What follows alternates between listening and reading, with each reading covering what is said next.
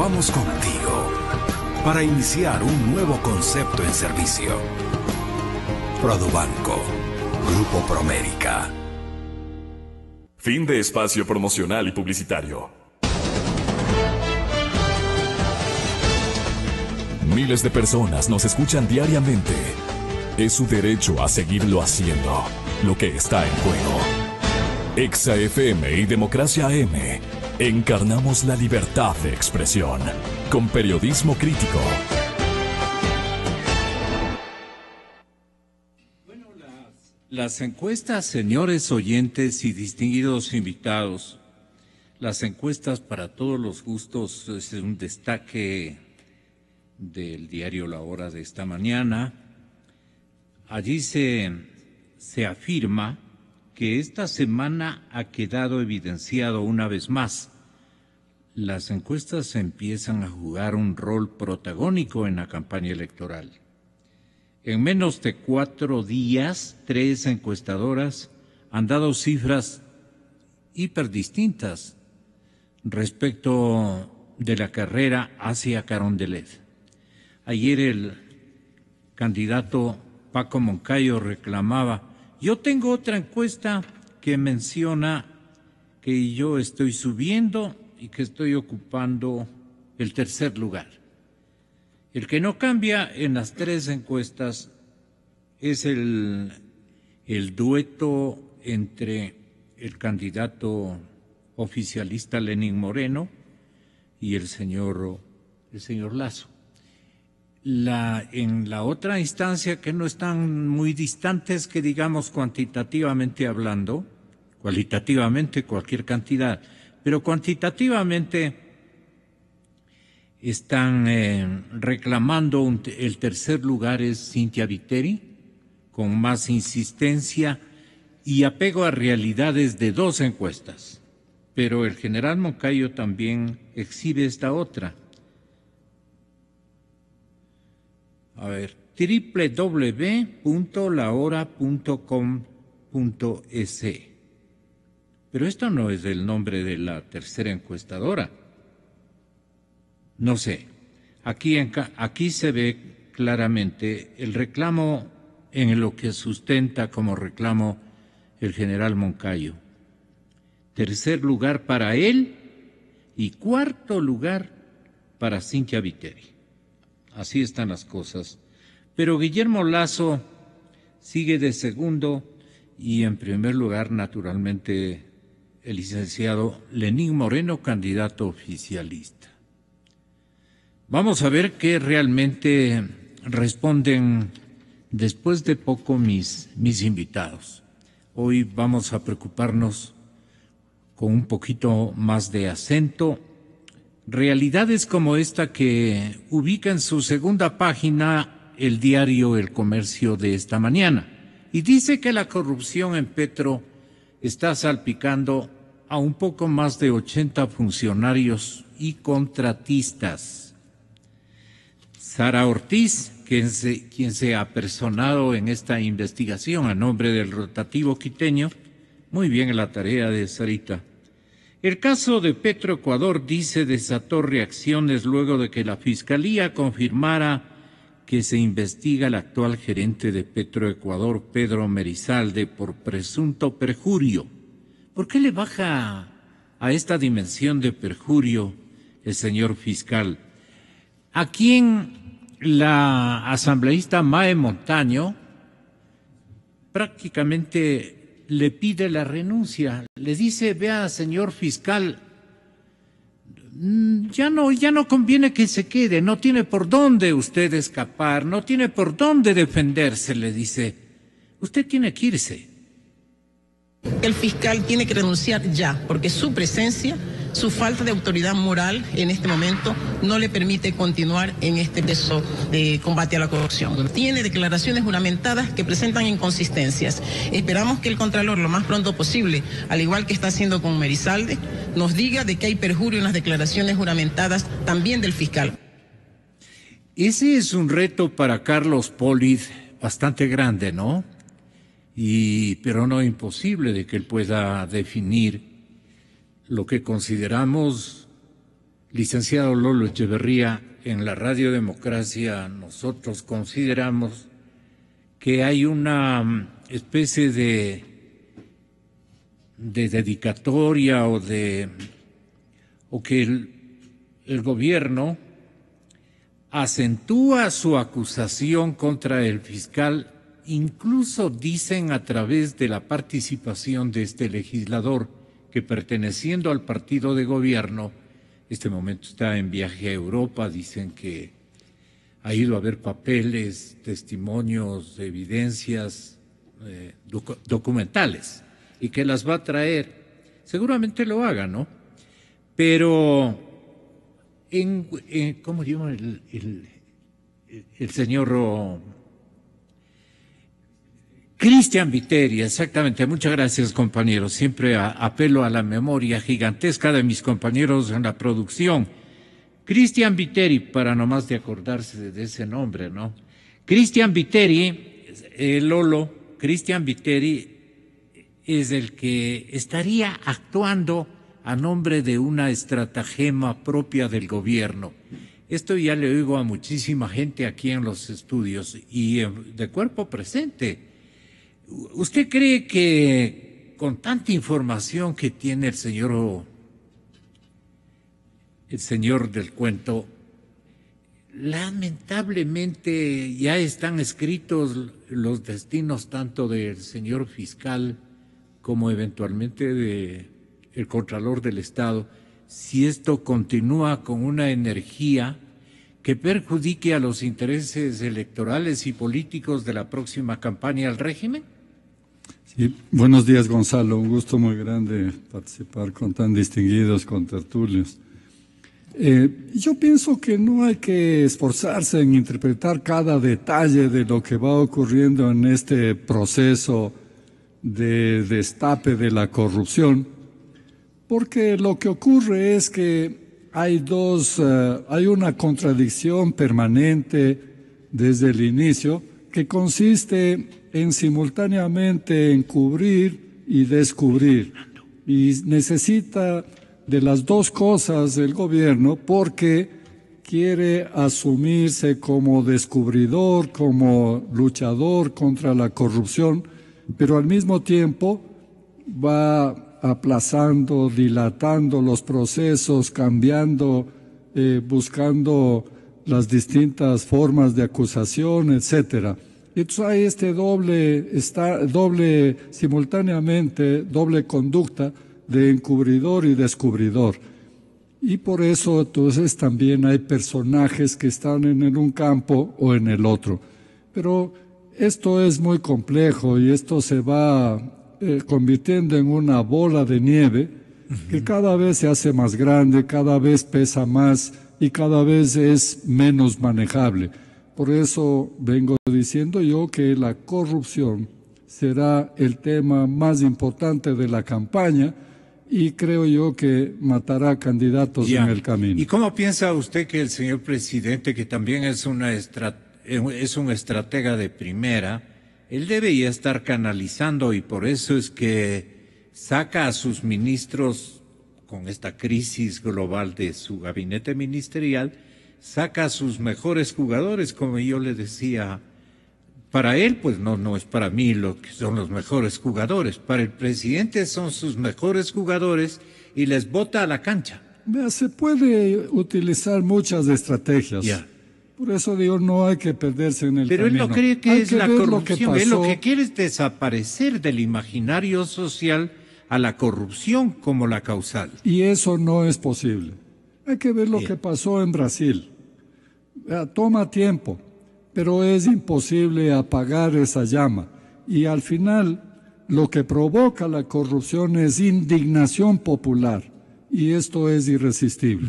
Y a eso vamos a llegar. El pato de la boda, seguramente, saludando, y perdonen ustedes por no haberlo hecho, para mis oyentes que se integran a la sintonía, están con nosotros para analizar este tema de la petrocorrupción que preocupa a los ecuatorianos, que preocupa al presidente Correa que está moviendo a los miembros del gabinete y que hay tal nivel de indignación que hay incluso candidatos a la presidencia que están pidiendo 40 años de cárcel para los corruptos, los que no alcanzan a fugarse, porque los otros no pasarán ni un día en la cárcel.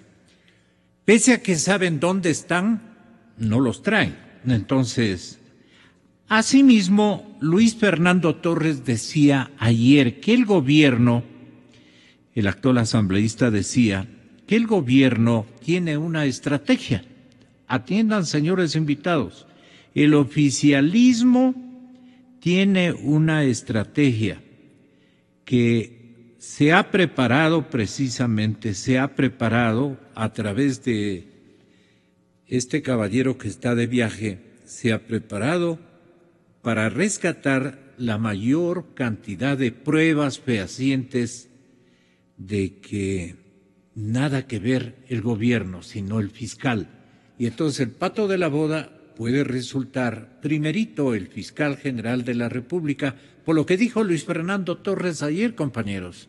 Resulta que ahora los grandes fiscalizadores han nacido de las entrañas del oficialismo. ¡Qué misterio! Y no son expulsados de las organizaciones políticas, son aplaudidos por los mismos oficialistas. Allí existe una estrategia para construir y dirigir la fiscalización hacia los patitos feos, hacia los chivos expiatorios y para exculpar completamente a los peces gordos. Resulta que por allí aparecen voces en la Asamblea de unos superfiscalizadores que misteriosamente de un día para el otro encuentran 60 cuentas fuera del país, encuentran papeles. Cuando van a Panamá, les reciben los organismos de control, les reciben los grandes gerentes de bancos.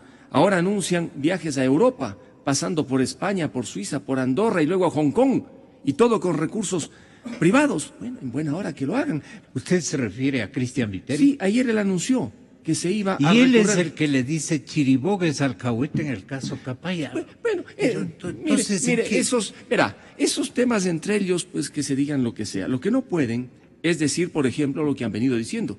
Es que, claro, los opositores no presentan ningún papel, pero si nosotros no hemos sido parte del grupo, no hemos sido parte de la jorga, ni siquiera sabemos los nombres, no sabemos las cuentas. Ellos son los que saben cuentas, nombres, plata, transferencias, todo. Entonces ahora están sacando los cueros al sol para unos. Entonces, que lo hagan. Pero a mí, por ejemplo, si me dicen, ¿y usted por qué no va a Panamá, España, Andorra, Hong Kong, con sus recursos? Primero, porque no tengo.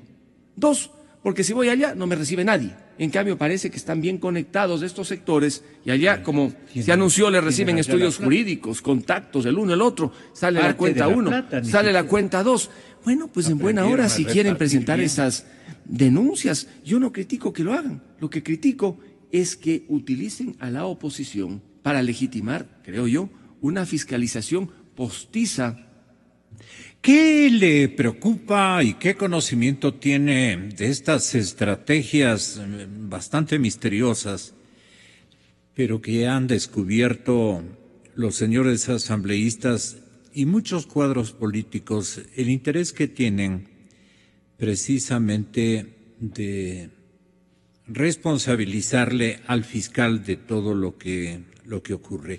En la Comisión de Lucha contra la Corrupción de Onda Ciudadana, ¿qué piensan de todo esto, señor economista Jorge Rodríguez? Buenos días. Gonzalo, buenos días, distinguidos amigos, aquí conmigo en este panel absolutamente importante para el país y justamente hablando del tema que es el momento en donde ha explosionado la discusión alrededor del tema de la corrupción. Pero yo no entiendo, a usted, por ejemplo, en la parte como sociólogo, yo les pregunto, ¿cómo entiende usted que sin embargo que hoy sirve como caballo de batalla, como el caballo de Troya para la campaña electoral, la parte de la corrupción, cómo entendemos nosotros que los candidatos a la presidencia de la República en cambio no le dan importancia al tema de la corrupción?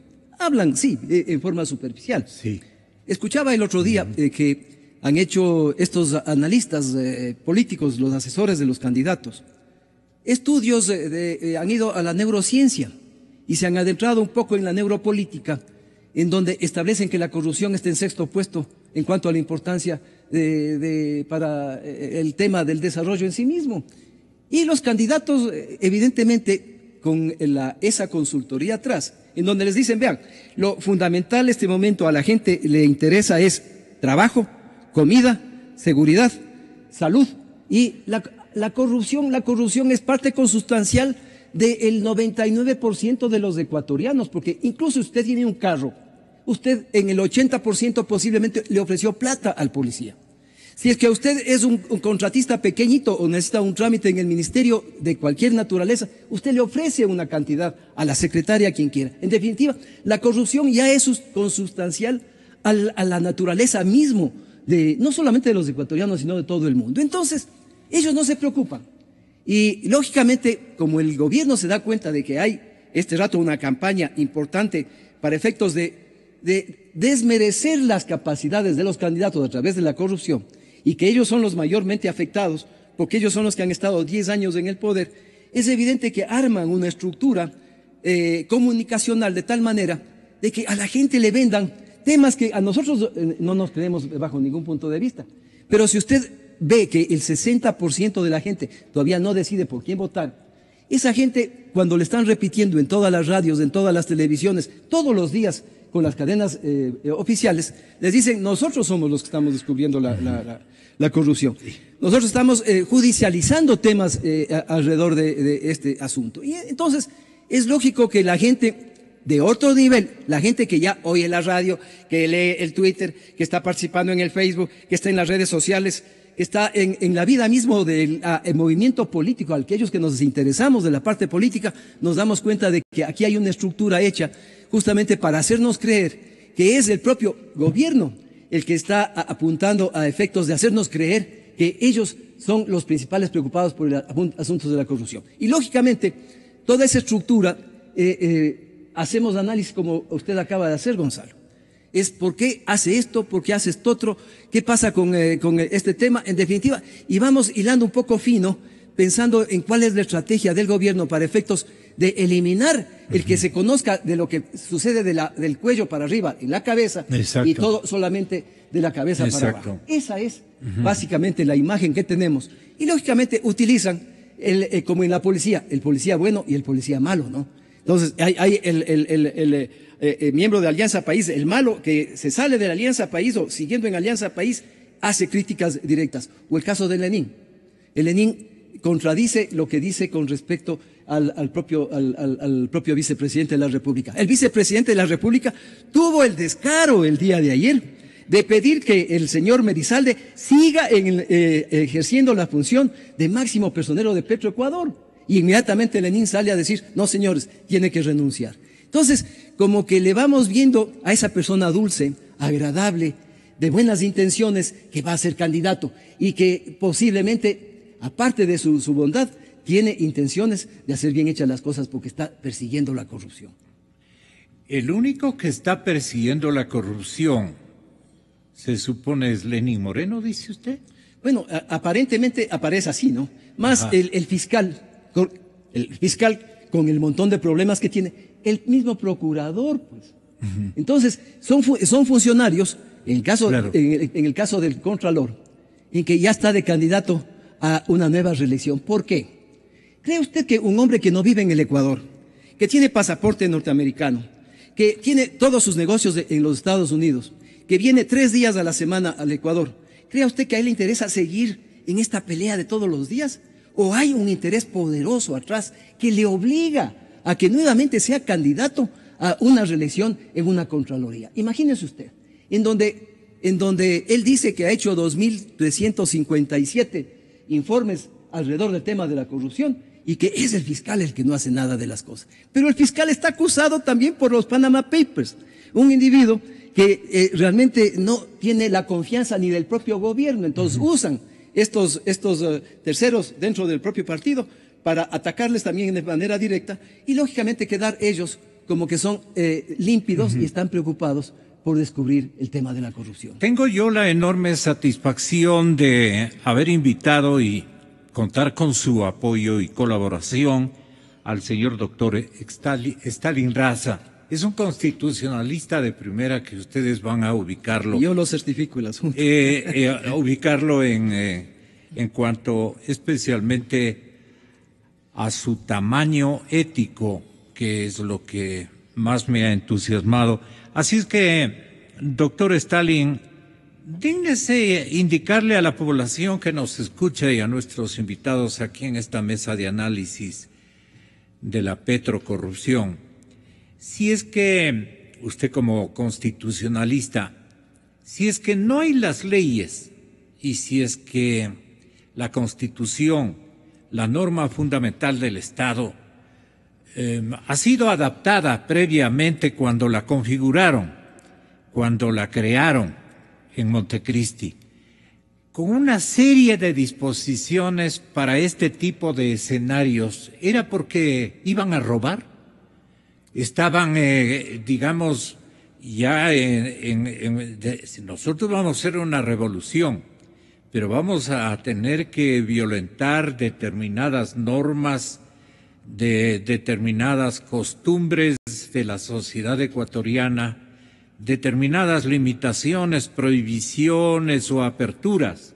Así es que tenemos que redactar a la carta política de esta y otra manera, y hay que gestar este tipo de modalidades, este tipo de instituciones para que puedan servirnos en un momento dado. Yo creo que así parece que los grandes asesores de esta revolución ciudadana definieron la forma, la estructura de esta Constitución que nos rige este momento. Si hay leyes para castigar de una a tanto sinvergüenza que se ha cargado con el país. Es la pregunta que se hace la ciudadanía, no es pregunta del periodista. Simplemente la gente comenta de esta manera. Usted, como constitucionalista, ¿qué nos puede sugerir a los ciudadanos? Debemos presionar para que esto se esclarezca de una manera más rápida. Gracias, Gonzalo. Buenos días. Buenos días. Doctor Stalin, bienvenido. Gracias. Buenos días a los compañeros del panel y a la ciudadanía que nos escucha. Mire, Gonzalo, hay un tema fundamental acá. Pueden existir excelentes leyes que no sirven de nada con malos aplicadores.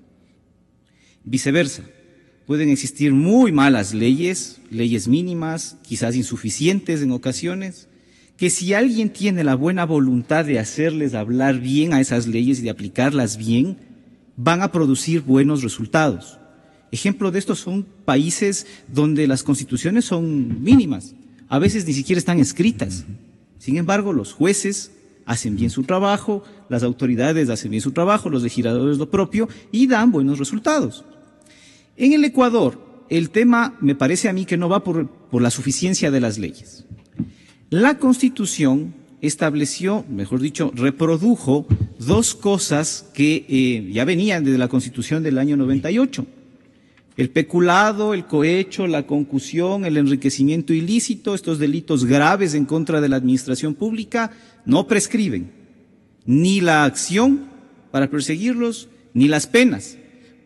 De ahí a afirmar que ya con eso es bastante para que alguien que esté afuera del país tenga que soportar una cadena perpetua y no pueda regresar al país porque se le está procesando, hay una diferencia abismal. Ciertamente nadie que esté viviendo en Miami o en Andorra o en las Islas Vírgenes la pasará mal y quizás ni siquiera tenga la intención de regresar al Ecuador a cumplir ni a responder a la justicia. Entonces, hay una diferencia sustancial. Y luego la Constitución del 98 no tenía algo que sí incorporó la Constitución del 2008, que es, en la teoría, la forma de participación activa de la ciudadanía para vigilar, para pedir cuentas a los funcionarios públicos y para fiscalizar mediante escrutinio público su actuación. Repítales eso, por favor, doctor Stalin. Fiscalizar, realizar escrutinio público y tener participación activa en los procesos de fiscalización. En los hechos, incluso hasta creó una institucionalidad para eso. La función de transparencia y control social, el Consejo de Participación Ciudadana. En los hechos, la pregunta es, ¿ha habido esa participación? Peor todavía, cuando la sociedad civil se ha tratado de organizar para hacer una tarea de esa naturaleza, ha terminado siendo perseguida, como en el caso de los miembros de la Comisión Ciudadana de Control Cívico contra la Corrupción, a la que pertenece Jorge. Entonces, vemos que el problema no es en que exista o no la ley, que exista o no la institucionalidad. El problema está en que no se permite esa participación, en que la gente tampoco lo hace de manera activa, valiente, propositiva. Y luego, el tema de las leyes. O sea, en el Código Orgánico Integral Penal ciertamente se establecieron algunos mecanismos que permitirían esta efectiva tarea de procesar los delitos de corrupción. Sin embargo, el problema no son las leyes, son los aplicadores, ¿sí? La cooperación eficaz del señor Pareja Yannuzeli. ¿Qué pasará? El señor Pareja Yannuzeli será un muy buen negocio que le acepten la cooperación eficaz. De hecho, por ahí él va a insistir. Entiendo, la defensa técnica de él por ahí ha enderezado su estrategia. ¿Por qué? Porque en la cooperación eficaz, usted tiene que le van a poner el 20%, si le aceptan, le van a poner el 20%, a lo mucho el 20%, del monto mínimo de la pena para cada delito. ¿Y la plata? Y esa es una buena pregunta. ¿Qué ocurre con la plata? 10%, o sea, bajan un 10% adicional si el cooperador eficaz, en casos de delincuencia organizada, como parecería ser este tema del que estamos hablando, proporciona información suficiente, real, verificable, para descubrir a todo el entramado de la organización delictiva. Bueno, entonces, yo creo que al país también le interesa que el señor Pareja venga, haga su cooperación eficaz, pero lo haga en los términos en los que manda la ley, proporcionando los datos de los verdaderos cabecillas, de los organizadores, del hombre de atrás, de estas verdaderas estructuras delictivas, que además tienen que procesarse por los jueces, por la fiscalía, como tales, como estructuras delictivas, donde no importa, más allá de que el que firma el contrato es una pieza del engranaje, los que deben responder son también los que crearon un ambiente propicio para que ese contrato se firme en esas condiciones. Así es, doctor. Estamos observando, Una interrupción palpando. chiquita, porque tengo que salir yo, chiquita. A ver. Hay, en el caso de esta contratación pública, hay la compañía que pagó la plata, la que coima, sí, y hay el que recibe la coima. Pero hay representantes de esas empresas grandotas que no aparecen. No es no es la empresa que pagó la plata, es el representante, el comisionista internacional ecuatoriano, el intermediario que se guarda la plata y da la plata para efectos de estos temas. Entonces, eso no se está investigando. Se está investigando cuál es el contratista con Petroecuador, cuál es el representante legal del contratista de Petroecuador y cuáles son los funcionarios, 80 funcionarios. Pero no están funcionando cuáles son los angelitos esos que se llenaron la plata de los bolsillos y que están atrás de cada uno de los contratos. Disculpe, Gonzalo. El tema de la plata, Paulina Araujo decía ayer lo siguiente en el número 1.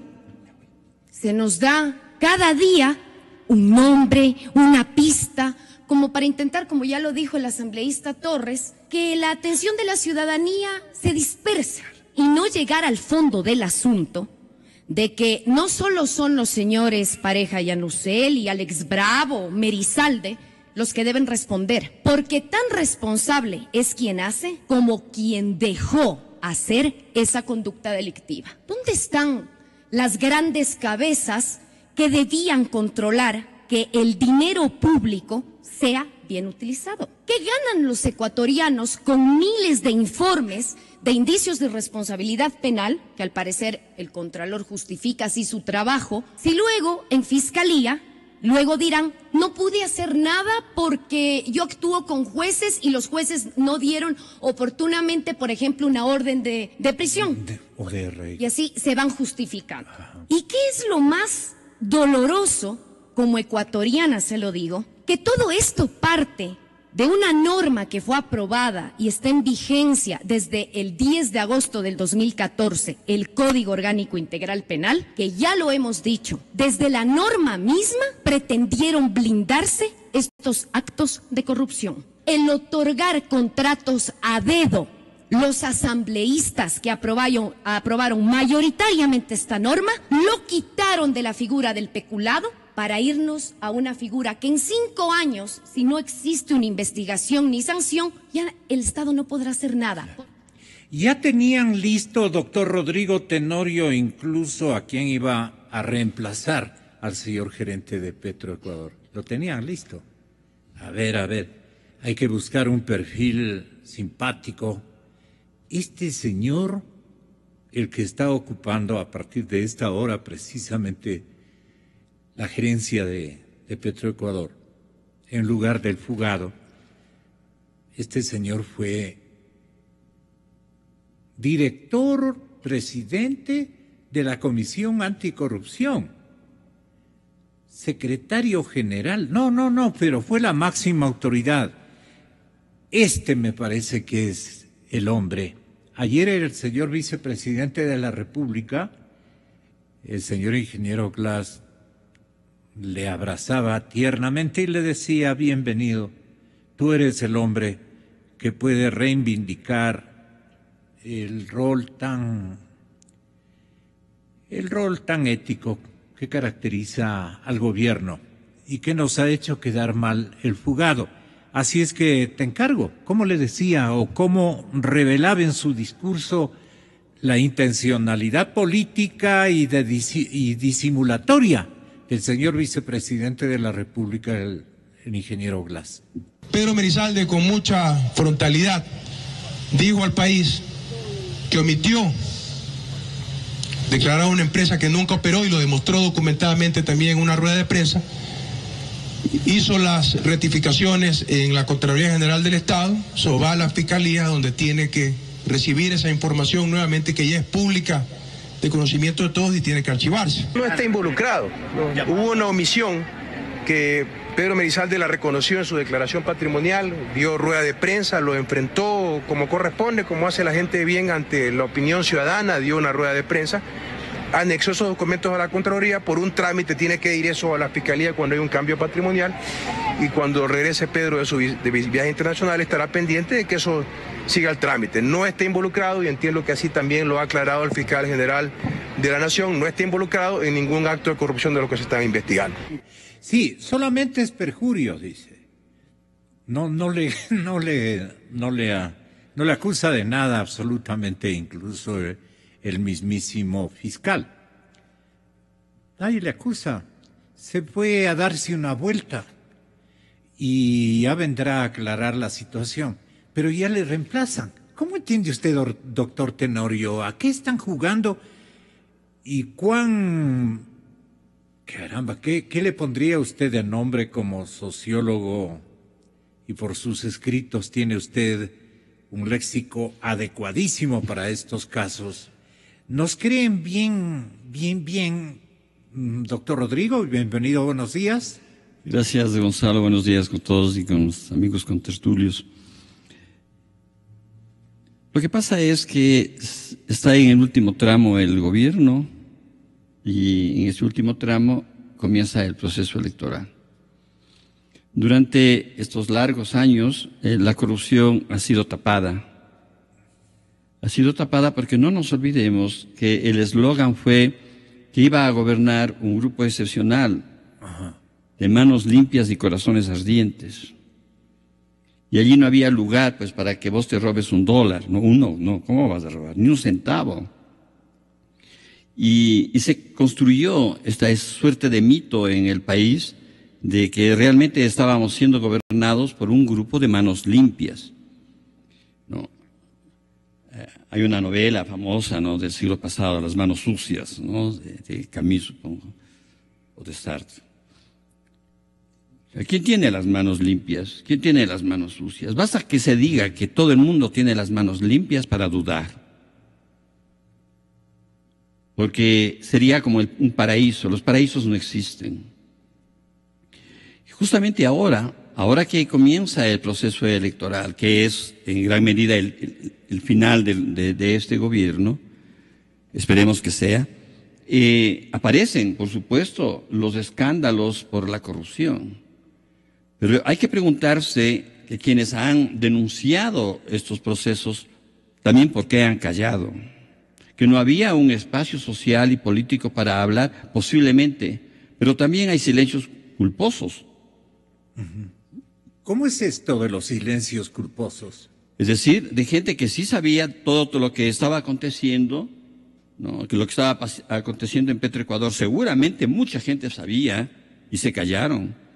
Se cayó porque por temor a represalias, se cayó, quién sabe por qué, pero se han callado. Lo que tenemos aquí al finalizar este periodo de gobierno es que hay un país corrupto. Y corrupto quiere decir podrido, en descomposición. Eso quiere decir la corrupción. Es un cuerpo corrupto que ya se ha muerto. Hay una parte... Ha muerto en valores. La parte ética del país, una buena parte de la parte ética del país se ha corrompido, es decir, ha hecho necrosis. Y vamos a ver quién lo salva. Y no se trata solamente del hecho de los millones y millones que alguien haya robado al país. Ese es como el indicador nada más. Es cómo se ha ido construyendo de una u otra manera una suerte de cultura de la corrupción. ¿Qué importa que sean 100 millones o que sea $10?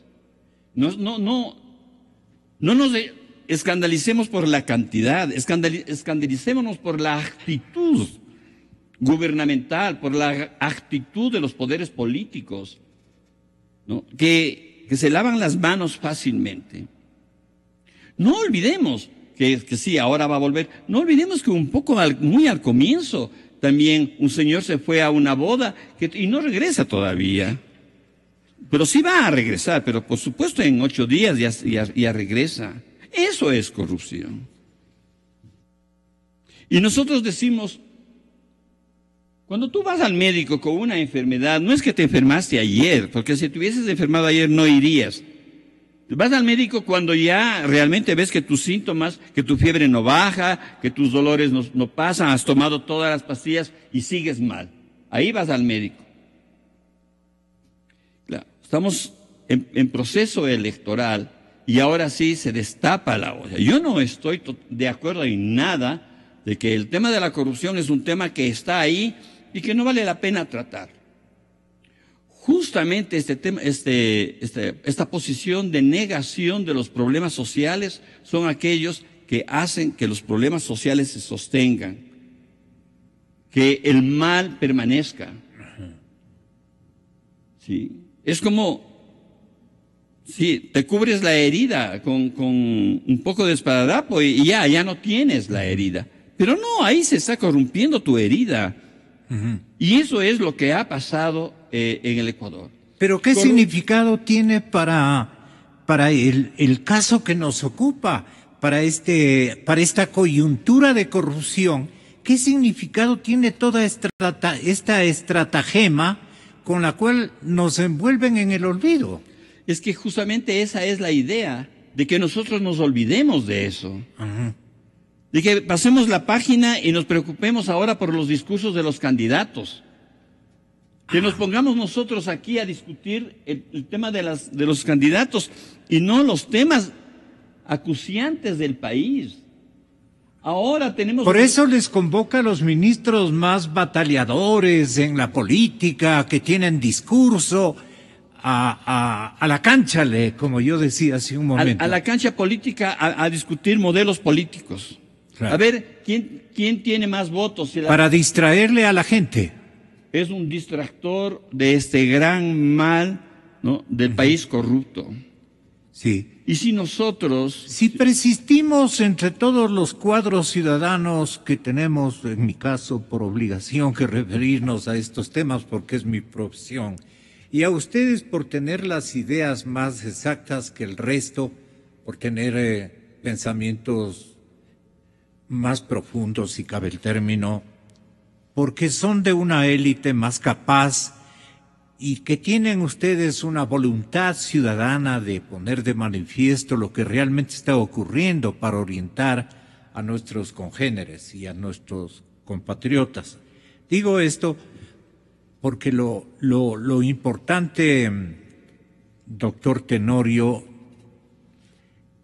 y licenciado, me gustaría que usted intervenga, es que hay situaciones y hay escenarios y hay tarimas en donde no pueden del todo disfrazar la situación, no pueden disimular el hecho. Por ejemplo, estoy notando que el señor vicepresidente de la República no quiere para nada que la gente crea, número uno, que se ha fugado el señor Merizalde. Número dos, le defiende diciendo que no le han acusado a él de nada, que el señor fiscal no menciona una expresión, una palabra ni una sílaba en contra de Merizalde, que simplemente le ha dicho que es un mentiroso, un perjurio, porque juró decir la verdad y no ha dicho. Entonces, el perjurio que ya debían haberse sido anulado como motivación o causal en un país dañado, esa palabra ya no debía haber para que no haya motivo de excusa, disculpa o disimulo, ¿no? Perjurio. ¿Qué perjurio, pues? O eso no es, pues, ¿no? ¿Por qué se corre entonces? ¿Se ha ido a dar una vuelta? Estas cosas me parece que tienen que esclarecerse de una manera rotunda. Póngale de nuevo al vicepresidente. Pedro Merizalde, con mucha frontalidad, dijo al país que omitió declarar una empresa que nunca operó y lo demostró documentadamente también en una rueda de prensa. Hizo las rectificaciones en la Contraloría General del Estado, eso va a la Fiscalía, donde tiene que recibir esa información nuevamente que ya es pública, de conocimiento de todos y tiene que archivarse. No está involucrado, no. Hubo una omisión que Pedro Merizalde la reconoció en su declaración patrimonial, dio rueda de prensa, lo enfrentó como corresponde, como hace la gente bien ante la opinión ciudadana, dio una rueda de prensa, anexó esos documentos a la Contraloría, por un trámite tiene que ir eso a la Fiscalía cuando hay un cambio patrimonial, y cuando regrese Pedro de su viaje internacional estará pendiente de que eso siga el trámite. No está involucrado, y entiendo que así también lo ha aclarado el fiscal general de la Nación, no está involucrado en ningún acto de corrupción de lo que se está investigando. El viaje internacional es el que tienen miedo. Después de eso, ¿cómo será? Pues no. El uno desde donde está, seguramente amenaza y dice, me va a tocar avisar de absolutamente todo.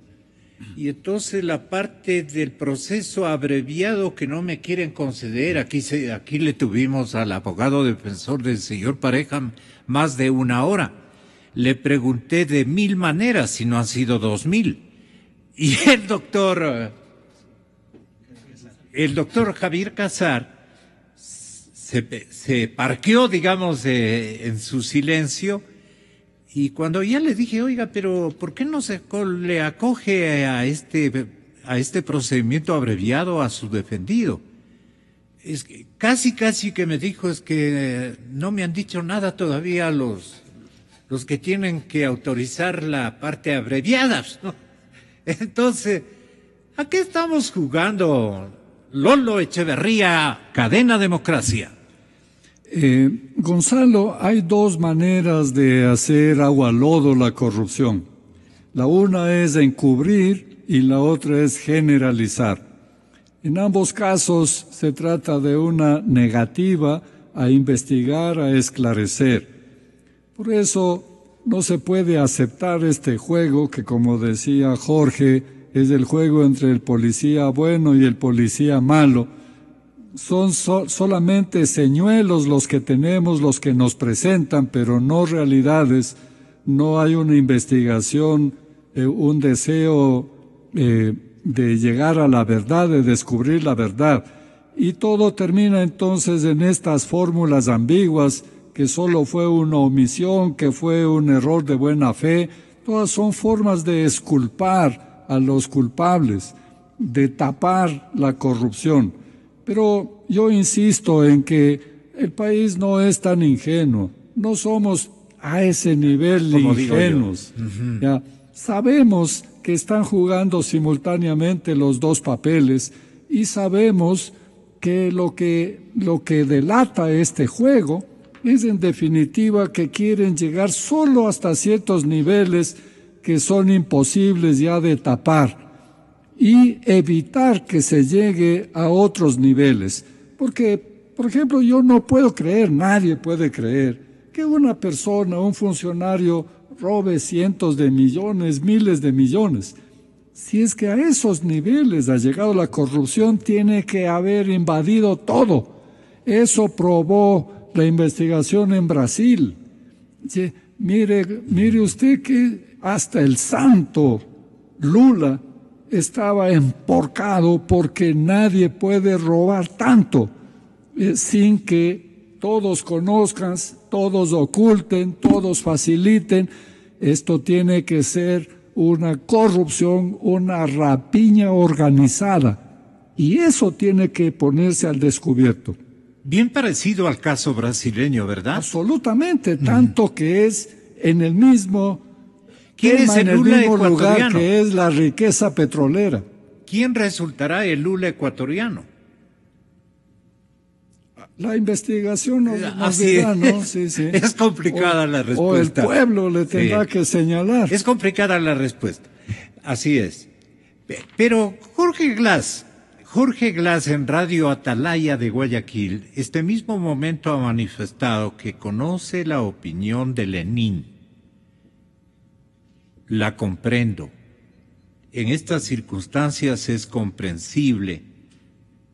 No sé a qué opinión del candidato presidencial se refiere. Eso están editando en producción a este momento. Ojalá tengamos tiempito para poder ofrecer a ustedes. Ha dicho el señor vicepresidente, hay que aclarar primero que el tema de Pedro Merizalde es, doctor Raza, es por una omisión en su declaración que luego fue corregida. Él demostró que esa empresa que tenía en Panamá no tenía ni patrimonio ni actividad de ninguna naturaleza. Y algo le ha preguntado el colega de Radio Atalaya y ha respondido, esto es un trámite y tiene que ir a la Fiscalía. Insisto, comprendo plenamente la declaración de Lenin. Algo ha dicho Lenin. Ese acerto que le ha traído a colación el periodista de Radio Atalaya, dicho por el candidato presidencial, eso es lo que tiene que ubicar producción de la cadena Democracia. Yo lo conozco a Pedro Merizalde, se ha matado diciendo, he trabajado con él tantos años, conozco su valía profesional y por eso he expresado un respaldo a Pedro. Pedrito, apoyado por el señor vicepresidente, de manera que está a salvo, doctor. ¿O usted cree que las cosas se están dando de tal manera que se advierte un cierto temor o bastante temor en el señor vicepresidente por 1, 2 o 3 o 4 personajes de la trama que pueden hablar? Pues le pongamos en esas circunstancias que son graves, porque el señor vicepresidente debería estar tranquilo. Pues no, ¿para qué le defiende al señor Merizalde? Está en obligación de defender al señor Merizalde desde el lado de ser un juez supremo, pues el segundo mandatario del país. Esta es la parte complicada. No sé, como abogado, ¿usted qué piense? Sí, Gonzalo, a mí me parece que la posición del vicepresidente de la República es de tal importancia que es demasiado arriesgado y poco prudente poner las manos al fuego por un funcionario. Sí. A ver, está equivocado ahí el señor ingeniero Glass. Pero peor que eso, el ingeniero Glass, en las declaraciones reiteradas que hemos oído, lo que ha dicho es que esto tiene que ir a la Fiscalía y después archivarse. Pero lo acaba de decir literalmente. Entonces él ya decidió por el fiscal. Y el proceso. Porque el que tiene que decidir si archiva o no archiva es el fiscal. Si promueve o no promueve la acción. Y en último caso, si archiva o no archiva, es el juez. Entonces el señor Glass se apresuró demasiado a decir que esto tiene que ir a la Fiscalía y después archivarse.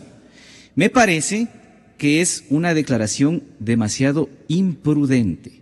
Porque ¿qué tal que el señor fiscal recibe el informe de la Contraloría por esta omisión en la declaración patrimonial y decide procesar por el delito que sea, no sé si por perjurio, no sé si por otra razón, ¿sí? Decide procesar, pero el señor vicepresidente ya se apresuró a decir que eso hay que archivar. Entonces me parece que hay que tener un poquito de tino, más todavía cuando él, aparte de ser vicepresidente de la República, es candidato a repetir la vicepresidencia de la República. Más todavía cuando él está, o ha sido, mejor dicho, la cabeza de todo el sector estratégico, donde ahora se están produciendo estos temas. Entonces, no debería insertarse en todo como dicen los antiguos, ¿no? Prudencia aconseja que deje que las autoridades competentes decidan lo que tengan que decidir. Ajá. Y luego la omisión. La omisión en la declaración patrimonial es efectivamente motivo de un análisis, por lo menos de un análisis de la Fiscalía, ¿sí? Está bien que uno puede equivocarse, omitir las cosas de buena fe o de mala fe. Puede haberse olvidado o puede haberlo ocultado. En el un caso, el olvido, si es culposo, no es punible penalmente. En el otro caso, si es doloso, si lo oculté, ese sí es punible penalmente. Pero esto, ¿quién tiene que investigarlo? La Fiscalía. ¿Y quién tiene que decidirlo? Los jueces, no el señor vicepresidente de la República. La interrogante que tenemos es, ¿qué dijo seguramente en las últimas horas el candidato a la presidencia? Es decir, el binomio del ingeniero Glass, el binomio principal, por así decirlo. Esa era parte complicada. ¿Qué diría Lenín contra estas gentes o esto tiene que aclararse? ¿De qué estará? Porque esta podría ser la pregunta para Rodrigo Tenorio. ¿De qué estará fatigado ya el candidato de Alianza País? Y quiere que las cosas ya se desenreden por la vía que tiene que desenredarse para que no sufra el impacto de desquiciamiento, ¿cómo podríamos decir? De desdibujamiento de la candidatura de él, pues no. Me están fregando, debe de haber dicho algo por el estilo. O exigiendo alguna circunstancia. ¿Qué podría exigir Lenín Moreno a la altura o amenazar con renunciar a la candidatura si es que las cosas no se esclarecen para que su candidatura vaya por buen camino? El problema es que se están destapando a este momento estos serios problemas que vienen aconteciendo en el país de hace 9 años y que han sido más o menos tapados, más o menos ignorados por la ciudadanía. En un momento de elecciones, una de las características del momento de elecciones es justamente destapar todas las ollas de grillos, porque de lo contrario, ¿cómo hago campaña? Pero cuando se trata de la moralidad pública, la temática adquiere otros matices, porque ya no es fulano de tal, ya no se le está acusando a un candidato, ya es el sistema el que aparece como colocado en la mesa de los acusados, ¿no? Ahí están todas las cosas. Hemos puesto demasiados distractores en el país durante estos años. En estos años de manos limpias y de corazones ardientes hemos puesto un millón de distractores y entonces no nos hemos dedicado a hacer el seguimiento de las personas que suelen hacerlo, el seguimiento de los contratos, de los negocios, etc. Solamente se ha dicho que hay sobreprecios por aquí, que se han callado los verdaderos precios de las carreteras, etc. Ahora van a salir un proceso electoral sin escándalos no es proceso electoral. Tiene que haber escándalos. No para justificar el hecho de la parte jurídica de lo que está aconteciendo, sino es parte también del juego social del tiempo de elecciones. Pero a mí lo que me preocupa, Gonzalo, es el hecho de que de una u otra manera estamos dando cuenta de que se han corrompido los lenguajes.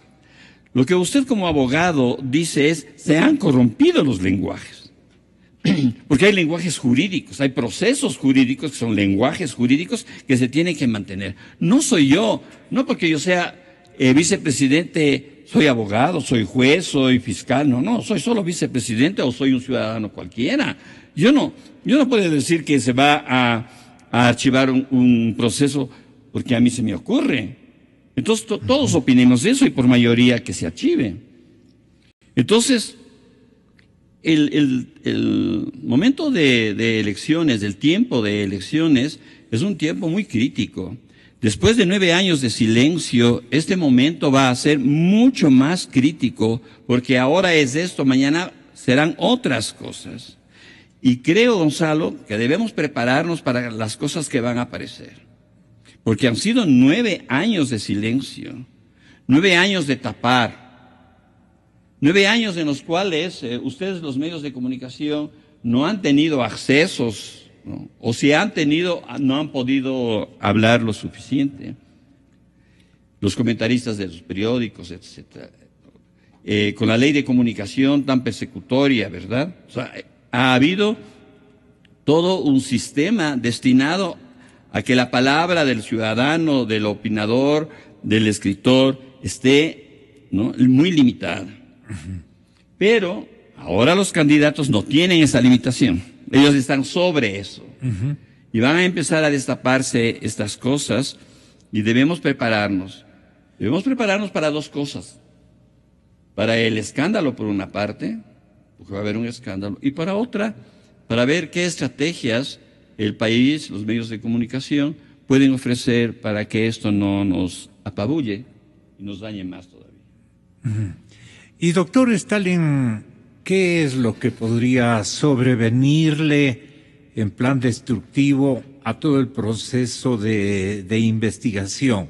Digamos que alguien resuelva pasar a la historia como una especie de chivo expiatorio. Asunto que me parece va a estar muy difícil. Todo el mundo querrá salvar su cuerpo, ¿no? Pero ¿quién es el mejor candidato a asumir ese rol de chivo expiatorio en este enredo gigantesco? Stalin, raza, cadena, democracia. Bueno, yo quiero empezar comentando la última parte del doctor Tenorio, que me parece sumamente capital, porque el problema que tenemos es que cuando se hace de las denuncias y de los temas de corrupción un leitmotiv, una razón última para la campaña electoral, el grave riesgo que se corre es de trivializarla, de banalizarla y de dejarla solo en el escenario electoral. Entonces, una vez pasado el escenario electoral, ya no va a tener ninguna connotación ni ninguna importancia. Por eso, lo que se impone acá es que existan verdaderos procesos de fiscalización llevados a cabo por personas competentes y funcionarios que tengan esa predisposición, para no dejarla en la denuncia y banalizar esa denuncia, sino hacerle un seguimiento. Y si hay que decir, bueno, se equivocaron los denunciantes, pues se equivocaron los denunciantes, pero si tuvieron razón y acertaron, llegar al meollo del asunto. Y ahí voy a lo que usted decía, estimado Gonzalo. El problema es que se sigue analizando, y eso conspira contra un verdadero proceso de investigación en este que parecería hasta ahora el caso más grave de corrupción. Hasta ahora digo porque el doctor Tenorio ya nos ha advertido que no sabemos qué va a salir más tarde. Pero hasta ahora, este que es el caso importante, el más llamativo de corrupción en el Ecuador, está siendo investigado con una lógica de responsabilidades individuales. Y acá se ha dicho ya, el problema es de sistema. Entonces hay que mirar el sistema y no solamente los engranajes de la máquina, sino todo el contexto, para establecer dónde está esa estructura que generó este tipo de cosas, ¿sí? Y ahí mirar quién cumplió cada rol en esa estructura.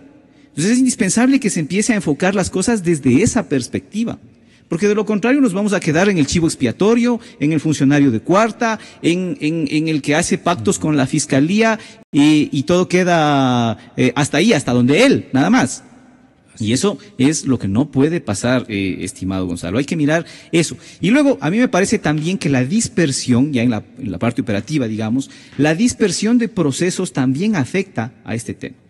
Abrir un proceso por cohecho, abrir un proceso por enriquecimiento ilícito, uno por peculado, ahora creo que hay uno de lavado de activos, está bien porque son delitos autónomos, Sí, en eso coincido. Desde el inicio había que emprender en lavado de activos, ¿verdad? Pero fíjese usted que sí se puede establecer una estructura de parte de quien está a cargo de llevar adelante la investigación, una estructura de un macro proceso, donde todos estos delitos autónomos se analicen a la luz de un mismo proceso, porque finalmente, y además, a cargo de quién tiene que hacerlo, porque hasta donde yo sé, el señor Pareja Yannuzeli tiene fuero de corte nacional, y entonces a quien le corresponde ser el fiscal de él es al fiscal general. Que entonces, pana, dice, le preguntan, y él dice, a ver, el señor Viteri, le dicen al fiscal, el señor Viteri en sus denuncias, o Viteri le dice al fiscal, sugiere una amistad entre Galo Chiriboga y Carlos Pareja Yannuzeli, argumentando que el prólogo del libro Al toro negro por los cuernos, de autoría del fiscal, fue escrito por Carlos Pareja Yannuzeli. ¿Es el fiscal general amigo de Carlos Pareja Yannuzeli? Responde el fiscal, esto en la comisión. Estoy trayendo esa declaración en la comisión cameral. Responde el señor fiscal, se trata de una información totalmente falsa. El prólogo fue escrito por el vicepresidente Jorge Glass. Carlos Pareja Yannuzeli simplemente fue subalterno de Galo Chiriboga en el Ministerio de Minas y Petróleos hace 7 años atrás. En la presentación del libro estuvo el mundo petrolero público y privado. Ese día Pareja comentó el texto como un experto petrolero, como también lo hizo Jaime Galarza Zavala. Le pregunta, señor fiscal, ¿tiene usted alguna actividad o empresa relacionada con negocios petroleros? Ninguna, dice, no la tuve antes como profesional de libre ejercicio, no lo he tenido como funcionario público, ni tendré después que me vaya a España, faltaría. El asambleísta Viteri también cuestiona si el fiscal general aparece en los papeles de Panamá. ¿Cómo es posible que él mismo esté investigando casos relacionados a los papeles de Panamá? Dice, Viteri cuestiona que el fiscal Galo Chiriboga no ha solicitado la apertura de todas las cuentas relacionadas, esta es importante, relacionadas a la red de corrupción en Petroecuador. Indica que se ha pedido selectivamente la apertura de algunas cuentas. Él dice que ha detectado 25 cuentas de las que no ha solicitado información hasta este momento. ¿Por qué no se ha solicitado la apertura de cuentas en Suiza, en Hong Kong, en Islas Vírgenes, en Venezuela, en Islas Caimán, de los contratistas que depositaron dinero en las cuentas de Alex Bravo? No ha pedido el señor fiscal. Y allá han ido a parar las comisiones, digamos, pues no, así llaman en el lenguaje de ellos. Mis comisioncitas, ¿cómo les exigirán, pues? Esto me parecía importante porque Viteri actúa con absoluta drasticidad y con una línea de conducción estratégica para hundirle al fiscal. Entonces la pregunta que me permito formularle, Lolo, es ¿qué trata de hacer, no obstante los apoyos del señor vicepresidente? Seguramente el señor presidente de la República, que quiere cambiar de película al país, está buscando otros ojos para otros temas de parte de la gente ecuatoriana, no para este tema de la corrupción como usted ha sostenido desde el comienzo. Gonzalo, yo creo que hay aquí 2 hechos claves que son de los que no debemos desviarnos para nada. El un hecho es que si usted examina las grandes obras del país, la vieja refinería, la nueva refinería, los proyectos hidroeléctricos, etcétera, lo que hay es unos sobreprecios gigantescos. ¿Ya? Ese es un hecho, porque eso significa miles de millones de dólares. El otro hecho es que tenemos un sistema inválido para investigar, para determinar responsabilidades, determinar culpables y castigar a los culpables, y sobre todo para recuperar los dineros robados. ¿Qué sacamos con que la Contraloría haya hecho 2.000 o 3.000 investigaciones de esto? No ha recuperado ni 5 centavos. Eso es lo que cuenta. Entonces, si tenemos estos dos hechos, en la campaña los candidatos, incluyendo el candidato oficial, tienen que decirnos qué van a hacer, cómo van a remediar esto. No podemos hablar de otras cosas, de cosas secundarias o de grandes proyectos o de bellezas para el futuro, no.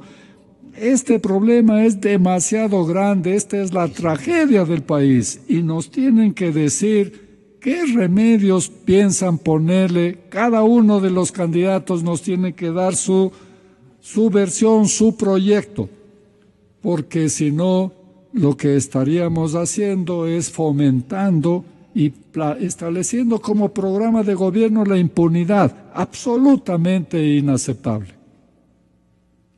¿Su opinión, doctor Raza? Sí, yo coincido con eso y me refiero en eso al tema de del riesgo de banalizar las denuncias en época electoral. ¿Qué sería banalizar? Que pase la época electoral y a nadie más le interese, porque hoy los candidatos asambleístas, los candidatos están, ya sé, lo ha dicho Jorge Rodríguez, claro, no es quizás la prioridad uno de ellos, pero tienen también que referirse porque el tema les desborda. Finalmente es algo que es tan evidente que tienen que hablar del tema. Y cuando hablan del tema, dicen, voy a emprender un proceso de fiscalización, y esa ha sido la característica de todos los candidatos. Y todos dicen, y será un proceso de fiscalización sin persecución. Perfecto, es una frase general, es un lugar común. ¿Cómo van a hacer ese proceso de fiscalización? ¿Cómo van a conseguir que no se convierta en persecución? Porque eso es lo que han sostenido, ¿no es cierto? ¿A quién miran? ¿Cómo miran la designación del nuevo fiscal? Que les va a quedar a ellos cuando empiecen, cualquiera que sea el elegido, el electo, el nuevo periodo. ¿Cómo miran eso? ¿Qué han dicho sobre eso? ¿Cómo piensan ellos que debería darse una reforma judicial o jurídica también para que los procesos sean efectivos y no se conviertan en persecución? ¿Cómo lo van a hacer? Y esa es una cosa que debemos exigirles. Y doctor, también el señor Contralor que insiste en que él quiere ser candidato, entiendo que va a ganar nuevamente el concurso, y entonces les van a imponer otro fiscal. Eso quiere dejar instalado otro fiscal, ¿no es cierto? Puede ser el mismísimo que sonaba para Contralor y que haya cambiado. Se queda el mismo Contralor, pero le cambiamos de fiscal. ¿Podría ser una estrategia que les asegure, francamente dirían los opositores, que les asegure impunidad? Bueno, pues que de esto tendrían que hablar los candidatos. O sea, y bueno, nosotros también. Eso le digo, como ciudadanos. ¿Por qué no hablan los candidatos de estos temas? Debería haber un consenso entre todos los candidatos de decir, señores, paren esos procesos, dejen que se produzcan las elecciones, veamos quién es el nuevo ejecutivo, el nuevo legislativo que se instale en funciones y veamos si los procesos están bien hechos o si los mecanismos están bien hechos o si debemos cambiar el Consejo de Participación Ciudadana o si debemos cambiar la forma de elección. Pero usted es abogado y van a decir es que los periodos ya se terminan. Sí, pero no es indispensable. El otro que no se termina el periodo, en cambio, le fulminamos nosotros mismos y le sacamos. Yo no sé, eso parecería que está sujeto a las contingencias de las encuestas. Están ahí mirando porque no ha habido una posición uniforme ni clara. No han dicho, el bloque de gobierno no ha dicho vamos a iniciar un proceso político en contra del fiscal. Tampoco ha dicho no lo vamos a hacer. Estamos viendo, estamos recibiendo información, estamos viendo comparecencia. Lo que están es viendo las encuestas, a ver si el tema de la corrupción es o no es decisivo en la campaña y entonces verán qué hacen con eso. Pero los procesos para designación de los que van a estar 6 años más, Contralor y Fiscal van a estar 6 años más, debería ser motivo de preocupación de los candidatos. De todos, por supuesto, pero de los candidatos más que tienen la voz cantante sobre los temas de opinión pública nacional en estos últimos tiempos. Y los candidatos deberían decirnos qué opinan, por ejemplo, de esto que ya es un lugar común, ya es un sentido común de toda la gente y de todos los que estamos más o menos en el mundo judicial. ¿Qué opinan de esta famosa exigencia de que haya el informe de Contraloría para iniciar el proceso penal? ¿Qué dicen sobre eso? ¿Está bien? ¿Está mal? ¿Lo van a mantener? ¿Lo van a derogar? ¿Qué es lo que van a hacer? ¿Qué le preocupa en este momento? Terminamos, doctor Tenorio, con su ilustrado criterio. ¿Qué le preocupa más al gobierno en este momento? En términos de mantener o sacar los cuadros que eventualmente les pueden hacer la casita, dejemos ahí. Claro, todos estamos preocupados y el gobierno está muy preocupado porque el tema al haber salido así a borbotones ahora el tema de la corrupción, va necesariamente a minar el proceso electoral de sus candidatos. Porque al comienzo sí funciona el lavatorio de las manos y la acusación al otro, pero es un periodo de 3 meses en los cuales se irán apareciendo nuevas denuncias, nuevos responsables, se harán fiscalizaciones desde fuera ya que no se hacen desde dentro y es probable que esto ciertamente mine a los candidatos oficiales. Para mí un problema muy grave, Gonzalo, es el hecho de que en el país se terminan corrompiendo los lenguajes. ¿Cómo es eso? O sea, tú hablas una cosa, pero estás diciendo otra cosa. Tu verdad no sirve. Está corrompida la palabra verdad, la palabra sinceridad, la palabra amistad, la palabra certeza. Todo está corrompido. Y cuando esa corrupción puede invadir, contaminar todos los lenguajes de la política. Y entonces ya nos quedamos sin tener a quién creer, qué discurso aceptar. Es como el dicho popular, ¿no? En boca del mentiroso hasta la verdad se hace dudosa. Si esta hecatombe de la corrupción se destapa, ¿a quién creemos? Entonces, esto puede ser muy grave para el mismo proceso electoral. Por supuesto que puede favorecer a unos, ¿no? Que se destape la corrupción desde un punto especial del Estado. Pero no es solamente el hecho de que esto favorezca al candidato A o B. Lo que tenemos que preocuparnos es del país. Es decir, ¿qué discurso se construye en el país? ¿Cómo formamos, Gonzalo, a las nuevas generaciones? Las nuevas generaciones de estos chicos y estas muchachas que están entrando al mundo de los jóvenes y adultos, entran con este discurso de lo corrupto, ¿no? Entran con la certeza de que... con la visión a mentir. Exactamente, es decir, con la certeza de que tener poder es igual a poder estafar, a poder enriquecerse, que hay que ser vivos en la vida, no hay que ser tontos, hay que aprovechar las circunstancias. Esto estamos enseñando a las nuevas generaciones. Así es. De esto nadie se da cuenta. Así es. Y seguimos, y los chicos aprenden. Por supuesto que ellos aprenden. Porque también encontrarán ellos la corrupción en la escuela, en el colegio, en la universidad, etcétera. Todo termina siendo lícito. Si el de arriba, si mi papá es el corrupto, los hijos aprenden a ser corruptos. Y esa corrupción sobre todo, Gonzalo, legitimada. Porque todos estos chanchullos jurídicos, los que no entiendo yo, están destinados en gran medida a terminar legitimando lo que se ha hecho. El silencio, el archivo, todo eso son legitimaciones. En el fondo son legitimaciones. Ya se archivó el proceso. Es que no se debía... No ha pasado nada. Y si no ha pasado nada, lo voy a repetir. Porque ya aconteció que hace 3 años también sucedió lo mismo, que hubo un escándalo y se echó tierra sobre el asunto y no ha pasado nada. Es muy grave para el país, para la educación de las nuevas generaciones, el que nosotros los adultos digamos en cualquiera de nuestros lugares, no ha pasado nada. Si los medios de comunicación solamente se encargan de hacer un pequeño escándalo, llamemos entre comillas, una vez y ya no hablemos más del tema, pasará eso. Ventajosamente ese no es nuestro pecado. Sé. Gracias, doctor Rodrigo. Doctor Stalin, ¿algún agregado o recomendación en su condición de abogado de buenas prácticas? Bueno, solamente agradecer la invitación porque creo que estos espacios son indispensables para poder tratar estos temas con alguna profundidad. Y usted tiene el mérito, Gonzalo, no porque quiera hacer el laudatorio, pero tiene el mérito de darle la extensión al invitado y a su espacio de programa para profundizar de alguna manera más, que es un mérito de la radio en general, ¿no?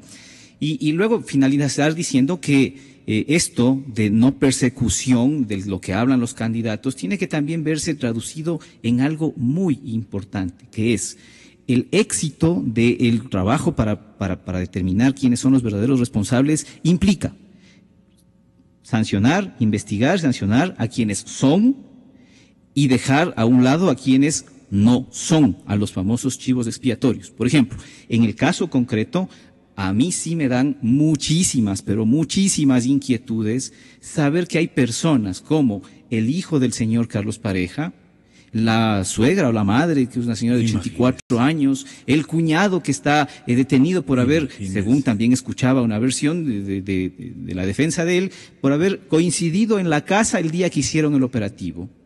Y claro, el pantallazo, el titular es: tenemos 5 detenidos. 10 detenidos, casas incautadas. Sí, pero efectivamente son los que tienen que estar. Esos bienes son efectivamente el producto del delito. Ni debe haber establecido ni un indicio de lo que estaba haciendo su yerno, ¿no? Y luego al funcionario, al gerente de una empresa que le dijeron: señor, firme el contrato. Y él como gerente tuvo que firmar el contrato, porque ese era su trabajo, firmar contratos como gerente, pero que estaba ajeno a saber si detrás del contrato, en la negociación de ese contrato, hubo o no cosas turbias y quiénes las hicieron. Bueno, ahí es donde hay que profundizar las investigaciones. Gracias, Gonzalo. No, a ustedes y muchísimas gracias. Falla eléctrica total. Vectores para proceder a la pista. Este fue el dramático grito final del piloto de Lamia. El diálogo fue relatado por un piloto de Avianca, que escuchó la conversación entre el comandante del vuelo de Lamia con la torre de control. Juan Sebastián Upegui se llama el copiloto del vuelo de Avianca, quien relató cómo fue el accidente del avión de Lamia en el que murieron 71 personas y 6 resultaron heridas de gravedad.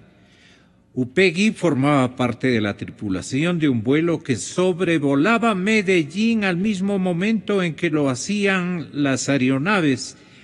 Una, la siniestrada, y hay una tercera que ayer revelaban en estas declaraciones dramáticas. Y entonces este copiloto pudo escuchar estos diálogos dramáticos entre la cabina, tenemos esa grabación, y la torre de control. El tema es que tenemos que buscar en Cable Noticias, por favor, en Cable Noticias, porque lo que tienen allí es otra grabación. En Cable Noticias están las declaraciones del copiloto de Avianca. ¿Usted lo que nos está dando es el copiloto de Avianca? ¿Sí? A ver, un poquito para hacer una previsión, porque nos vamos con este tema en cuestión de instantes. Háganos escuchar un poquito.